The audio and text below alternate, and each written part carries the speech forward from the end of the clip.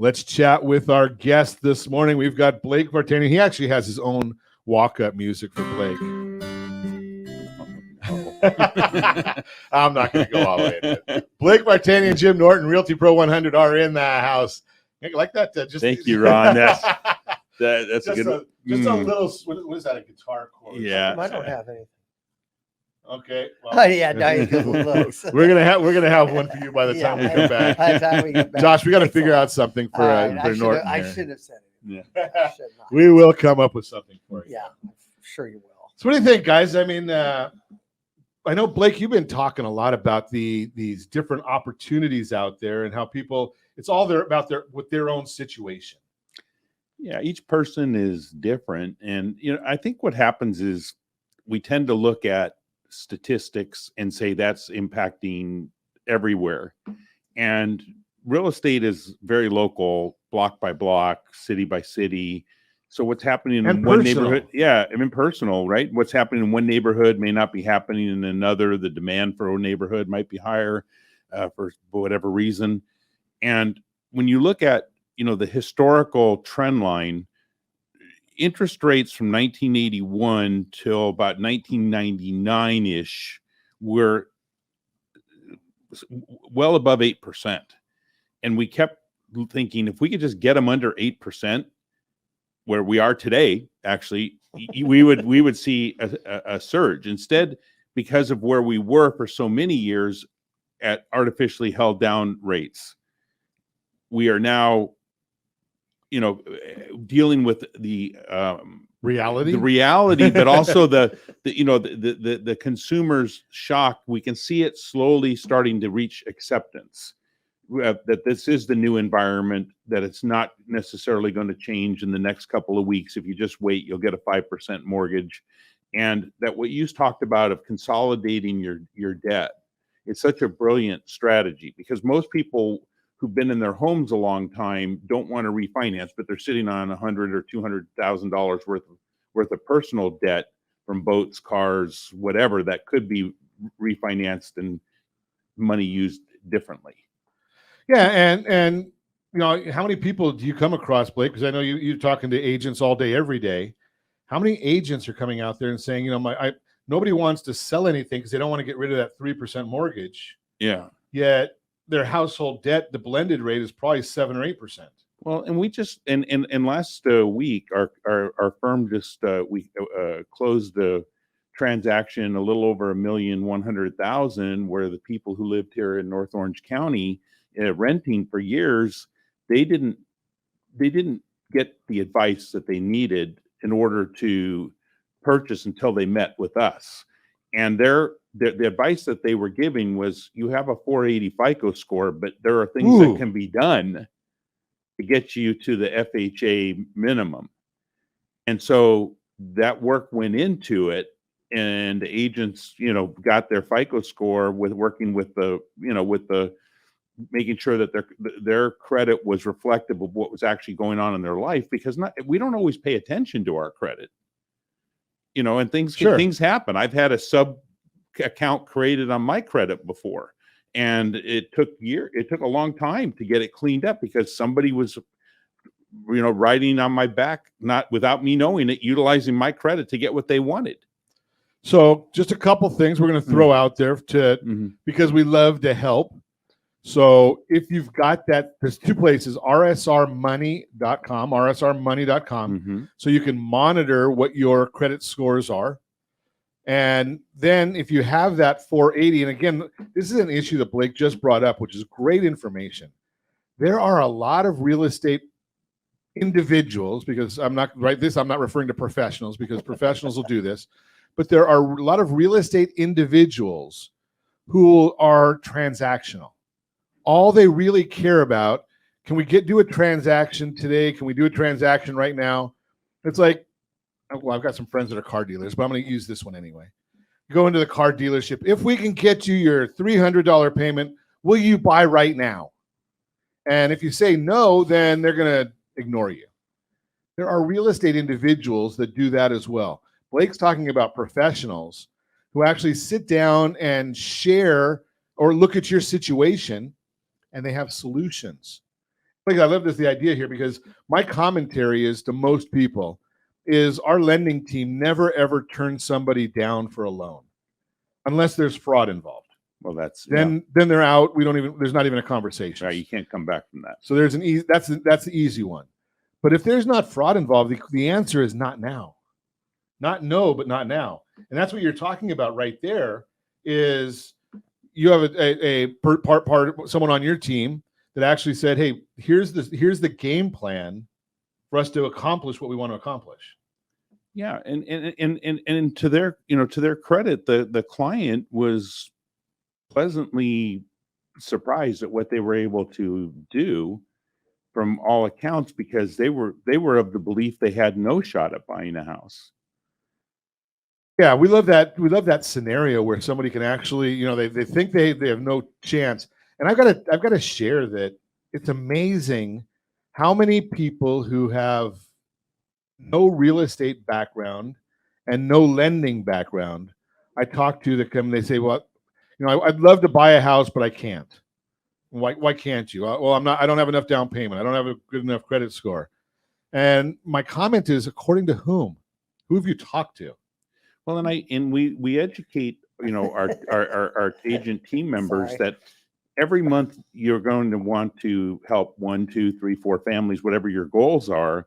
And so maybe that family that you're helping today isn't going to be ready to act until next January, but the work you put into it is now solving, an opportunity for that January, because the time's going to go by no matter what. Sure. So if you do nothing, you get nothing. Right. If you do something, you might get something. You're going to get why I laughed is when you said, who are they talking to? They're not talking to anybody. They're on the internet. They're on some website. They don't know where and that information is an algorithm. It just kicks them out, and it doesn't give them solutions other than to sign up for this, sign up for that. But that doesn't give them a plan. It just spins them into the whirlpool of the internet knowledge, which is statistically, you have no idea where they come from, where the statistics come from, what the basis is. How many times on this show have you talked about reports that come out and yet they altered how they got to the report? Yeah. Okay. Right. I mean, that's a famous Ron quote. And so it's the same thing out there. I think, just as a side comment, the world of statistics and analysis has twisted up so bad with the internet, because everybody has a study, everybody has this, but nobody ever puts up, okay, here's how we came to that conclusion. Here's the data we use. They all just want to give you here's what we discovered. And it's like, not how we got to that discovery. Well, ironically, you say that, because I was looking this morning. So I was on a call last Friday, and the comment was the average person with student loan debt has $107,000 in student loan debt. Wow. Average individual. So can I stop you? Is that just the average student, or is that a secondary student? Is that just a 4-year batch? Is that everybody? That's exactly where I'm heading. Okay, thank you. So when I went to that super secret website, google.com, and put in there, what is the average student loan debt in the U.S.? I got responses everywhere from 30,000 to 160,000, all based on December 22 through today.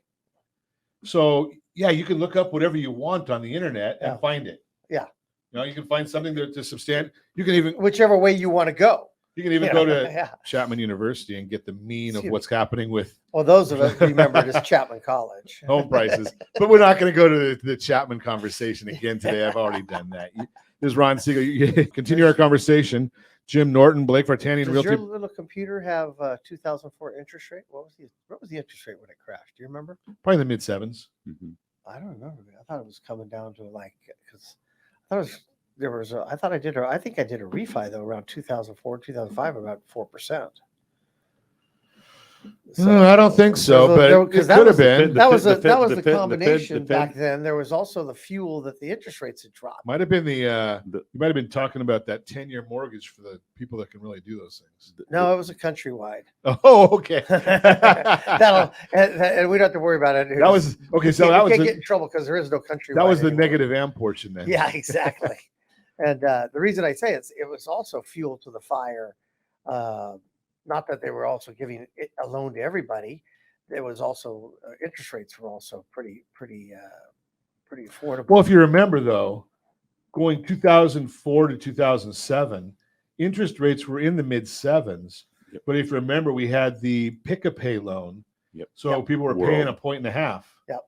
Right, A with lot the of that, negative They had a amortization. lot of programs that were And the Fed raised interest rates 17 consecutive meetings from 2004 to the fall of 2006. Wow. I know that history very well. They cut them, or they? I'm sorry. No, they raised raised- rates every meeting for 17 consecutive meetings, which took the base rate from virtually zero to 4.25, I believe it was, or 4.5. And then by the time the mortgages were, But that, the spread on the mortgage that was wasn't the initial problem. The initial problem was 400 FICO scores were getting loans, and no document, no doc loans. Yeah, well, it was basically, if you remember, we all referred to them lovingly as liar loans. Yeah. Yes. Liar loans. Thank you. Liar loans. How many rate increases are we on now on this current Fed? 10. 10? Yeah. So 7 more than. It's It's funny. It's amazing how history repeats itself, kind of. Cycles. Yeah. Nobody ever talks about cycles anymore. So that really is true, because we do go into these cycles, and history does repeat itself whether we want to or not. The Fed only has so many options, right? And they can do the same thing over and over again, and it's never worked, and it's not working this time. The reason it's not working is because you don't increase the supply. You don't get the prices of things to come down when you reduce the supply of them. So they wanted to cool the housing market as far as pricing. The housing market was already cooling down. They start raising rates. The number of homes on the market goes down. The same number of buyers show up. There's fewer homes. Now the prices are going back up again. Sure. They shot themselves in the foot and maybe other parts of their anatomy, because these brilliant people who sit in these ivory towers don't practice business on the street. Such an idiot. Well, none of them have ever been out on the street. That's the problem. that's the problem. They're looking at the numbers and thinking that it's healthy for Orange County to close 350 properties in a week in Southern California market. That's less than 2,000 transactions closed over the course of the spring market month, when normally it would be 6,500 to 7,500 would be a balanced market. 6,500 to 7,500 would be a balanced market with about 9 to 10 to 11,000 homes on the market at any given time. And right now there's 2,300 active listings. Wow. So it took me a while, Blake. I'm a little bit slow. Sorry. No, I get passionate about this because I only have a bachelor's degree and 43 years of being in this profession to understand that you can't make things more expensive and then expect people to buy, to want to jump into it. You have to incentivize it so that there's a lot of homes on the market, and that will bring the prices down over time, because you'll drive down the street and you'll have 4 or 5 signs in the yard, and people actually have to compete to sell their home. Well, let's just share one little piece of information, though, Blake, that really just proves your point. And that really talks about, so we're going to get the personal consumption expenditures report on Friday this week. That's the Fed's favorite measure of inflation. Now, I don't remember the exact number in that one. I do know the number for CPI. 43% of CPI comes from shelter. Now, think about this. And you just shared with us that we're down 25% in number of homes sold. And we know that there's about a 1.7 factor in the economic activity that comes from a house being sold. So what's that mean?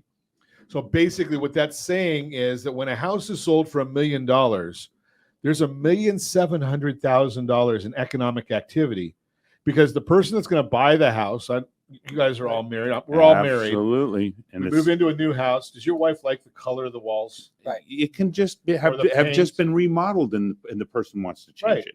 Mom wants it to make it her own. Yes. So she wants new carpet. She wants new paint. We're married, so we know we don't get a vote, right? She wants to have. Don't look at me when you say we're married. I'm not married to you. We're all married to other individuals. None of them will come on the show with us. Never mind. Joanne's on my phone right now. Why is that? Yeah. Not going to even go there. That could What have you Well, I done? thought we were in the garage, What so have you let's go ahead. done? But we've got a digress. lot of like economic activity, and then they wonder, well, why is the economy stagnating? Right? Why do we have a 1% growth over the last? Why is real income down? You know, when you take the income that's going up, less inflation is a negative number. Well, a lot of it has to do with real estate. Absolutely. I mean, you Always figure a the driver, average. or, you know, Oh, an go ahead, engine. Jim. Sorry. No, just all real estate's always an engine. It's always the It's engine. about 1 in 6 jobs in the economy are tied to a real estate transaction somehow. And there's about 50 to 53 people who are involved in a real estate transaction, from the title company to the escrow to the home inspector. It's a massive support system that is relying on this field to as their source of living. Mm-hmm. And so when you take the real estate agents out of the market, who can't, they buy and sell real estate too. Sure. And many of them can't qualify based on their current suppression of income. So now they're out of the market, and they're sitting there going, I can't move up. I can't move across to a different investment. Right. I'm locked. Well, look at the number. I'm just looking right here. The city of Orange, where we're sitting and broadcasting from right now, there's 47 single-family homes available for sale. Okay. And how many In the whole city of in Orange? the whole city of Orange? That's ridiculous. Right? And there's probably what, 500, 600, 700 realtors in the city of Orange? Oh, yeah. Is there any history to that 47? Can you look back, let's say 2 years, and see? I can go back to, no, it only goes back to March 36, back in March. It goes down. I do want to go back just for a second here, because Blake was chatting, and I found my chart that I wanted to get data from about mortgage rates compared to, now this only goes to about since Jim started collecting Social Security. It's 5 decades now. So 1970s, Blake, the interest rates averaged 8.86. Okay. 1980s, 12.70. Oof. All right. Yeah. Such an Whoops. idiot. No, that's Jerome Powell. Sorry, that wasn't the right button. Yeah. In the 1990s, 8.12. Yeah. In the 2000s, average 6.27. In the 2010s, 4.09. And today I just shared that we are at 6.695 is yesterday's number. So I don't have an average for the for this decade yet, because it's not over yet. But that just gives you an idea. We're not really that different than what we've been for the other than the 2010s. Right? I mean, we're basically the exact same price. Now the issue is, and you may have heard the broadcast or not, I frequently have millennials on the program. And the issue there is, we know 28%, I think, was last month's number of homes are bought by first-time home buyers. They only know one number, right? They've only been alive for that low number. So they're looking at it saying, well, we're 50% higher than what I'm used to seeing. Right. Well, and there's over 10 years worth of agent experience. If they got their license in the last 10 years, they've not experienced a shift like we're going through right now, where we used to experience pretty substantial changes every couple of years. There would be an adjustment, new cycles that we had to be flexible and adapt and pivot. Right here you haven't. Jim and I are not flexible. Well, so that's a whole different story. That's a different thing. Pivot. That's a pivot. Crucial word there. Pivot. Yeah, we can pivot. I like that. We're not flexible, pivot, but we can pivot. And thrust, whatever. No, but you're right. That's the whole issue. Is we've got to be, and so that just makes us old. That's all I'm thinking. I'm looking at that chart, and just going, I'm old. I don't know if was there a question about that? I don't. Is there a question in there anywhere? Stunned at the chart, but no, it just tells you that there are, again, what we mentioned earlier about cycles, everything cycles one way, up, down. And you have to go back to Blake's first one when he started the example of the buyer with the low FICO, Right. is you have to look at your individual circumstances and see how those circumstances relate to the current market and how you can fit those two together. Obviously, the whoever guided them in their acquisition plan did a great job taking them, building up their credit score, keeping an eye on them, working with them, and then getting them into the market. Because what did they end up buying? $1,100,000. $1,100,000, and they started with a 480 FICO score. I mean, where else but real estate can you have a 480 FICO score, get it up, and acquire $1 million property? And it That's was just and it really was an good. FHA loan, so it wasn't it wasn't hard money or something like that. It Right. was a private money. yeah. Public, government loan. Yeah. So one of the things there we obviously will always share with you.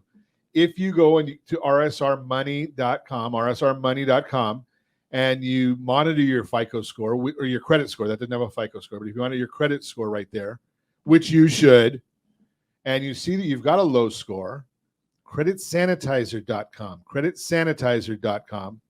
That's our friends over at Blue Water Credit who will help you get your credit scores corrected. They'll give you a strategy to help get your credit scores to where they really should be.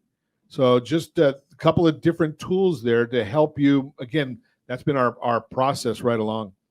So go back a little bit. I just ran while we were on our break right there.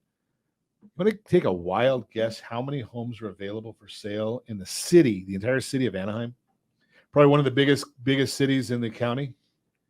I know this answer. There's 8 zip codes, so About I would in the whole 80? city, all 8 zip codes. Yeah, but maybe 75, 80. 89. Wow, good job, Jim. I know. You win. I was glancing through the. Oh, were you? I didn't Isn't that remember every amazing? line. I That- just happened. that to 89 homes for a There city used to be that size. many just in 92807 Makes and you- 92808 makes you wanna combined. look- Right. I mean, makes that's you want to look up another city. Say, let's say Phoenix, and what is a comparable population size? How many homes in a different Well, here, geographical area? 'Cause sure. that would be an interesting comparison, because everybody says, oh, it's cheaper to move out of state, it's cheaper to do this.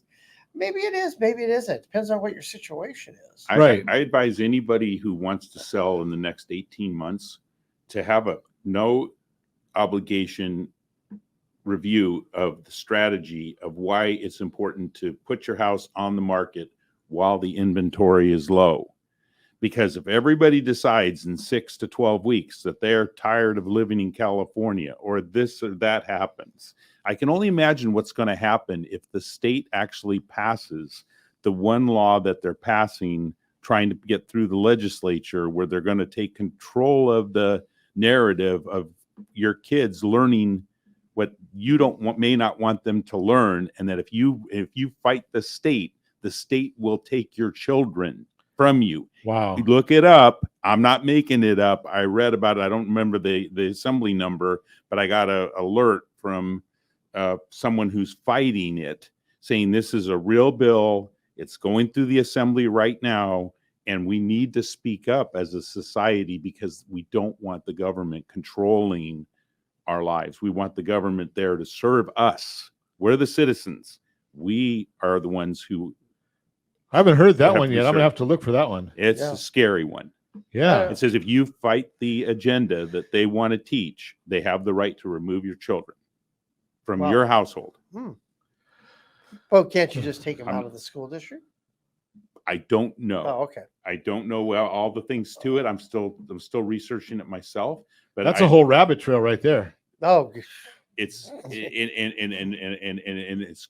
media is not talking about it, but it's an actual bill in the assembly. I could media look. doesn't talk about anything. I'll you know what? I'll get it to you and you so you can post it on your site. Yeah. I'd love to see that because we'll talk to our friends, protectourkidsnow.org, I think is the name of the company, Right. organization. Interesting guy. I saw that. And show. he's been on with us many times, so we'll have to get him on there. But now you got me all riled up, and we've only got about a minute left in our broadcast. Well, you so. also, there are a lot of detriments. Blake's exactly right. But back to housing, we have an insurance problem going on Yes. in the state, and we've not know that has not They're doing nothing to fix it. that has not come out. How about we might get rid of our gas stoves though, so that's important. Oh, That's another one. I mean, all this, and you all start this is eating bugs eventually. instead of meat. Well, the point being is all this is going to monetize the transaction negatively or positively some way, Sure. and eventually, so more things, more things keep coming down, more of the problems are going to become for somebody. Which goes back to what Blake was saying initially is take a look. I mean, if you've got some questions about some of these things, maybe if you're not happy with the direction of them, you may want to take action right away. We opened the broadcast today with, hey, how do you get out of some of the debt and get your household finances in order and maybe find the property that's right for you? There's a lot of things going on out there that you may want to take a look at. And if you want that free consultation, I'll volunteer Blake. He'll put you in touch with somebody that can help with a real estate consultation. We both know quite a few people here locally who can help. We might even volunteer Jim just to do it. He won't even recommend somebody. We'll just say that Jim will do it. But hey, if you have those questions, give us a call, 800-306-1990, 800-306-1990.